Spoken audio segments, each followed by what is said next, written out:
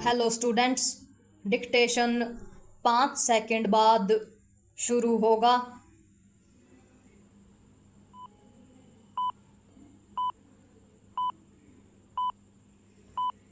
Start. Rahul Gandhi ने लोकसभा में चुनाव आयोग पर जैसे शरारत भरे और इस संवैधानिक संस्था को बदनाम करने एवं देश को गुमराह करने वाले आरोप लगाए, वे उनकी हताशा को ही दर्शाते हैं। वे अपनी नाकामी का ठीकरा चुनाव आयोग पर फोड़ रहे हैं और वह भी भद्दे तरीके से।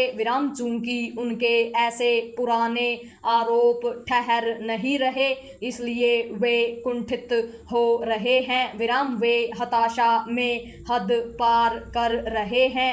उन्हें यह भी भान नहीं कि वे नेता सदन हैं और उस कांग्रेस के नेता हैं जिसने देश पर लंबे समय तक शासन भी किया और चुनाव प्रक्रिया में सुधार के कुछ कदम भी उठाए। क्या कांग्रेस के लिए यह शर्म की बात नहीं कि जिस ईवीएम का उपयोग उसके शासनकाल में शुरू हुआ, उसके पीछे उसके ही बड़े नेता पड़े हैं। हाल के वर्षों में ईवीएम के कथित दुरुपयोग के जो भी आरोप लगे, उन्हें तो सुप्रीम कोर्ट ने भी फर्जी पाया। महाराष्ट्र चुनाव को लेकर लगाए गए आरोप भी फर्जी ही पाए गए।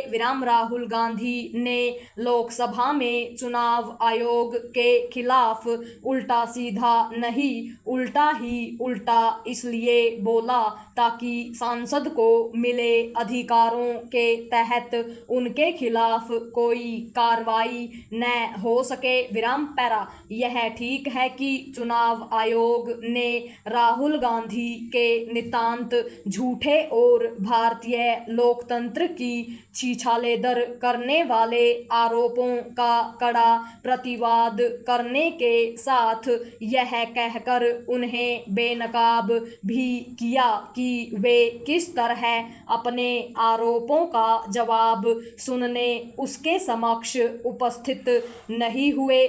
चुनाव आयोग ने बार बार उन्हें बुलाया, लेकिन लगता है कि वे खुद को इस संवैधानिक संस्था से भी ऊपर समझ रहे हैं।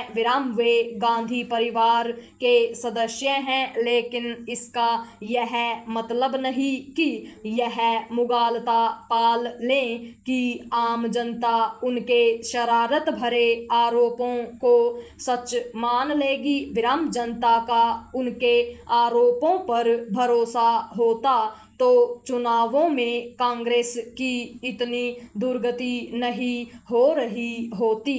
वोट चोरी के आरोप लगा रहे राहुल और उनके साथी यह भूलना भी पसंद कर रहे हैं कि झारखंड और जम्मू कश्मीर विधानसभा के चुनाव कौन जीता था? अब यह आवश्यक है कि यदि राहुल गांधी या उनके सहयोगी अथवा कथित लोकतंत्र हितैषी चुनाव आयोग पर सिरे से झूठे आरोप लगाएं तो वह उनके खिलाफ कानूनी कार्रवाई करे। यदि ऐसा काम राहुल संसद के बाहर करें तो उनके खिलाफ भी चुनाव आयोग को पुलिस में शिकायत करने के साथ सुप्रीम कोर्ट का दरवाजा खटखटाना चाहिए। यह इसलिए जरूरी है क्योंकि कुछ लोग लोकतंत्र बचाने के नाम पर उससे ही खेल रहे हैं।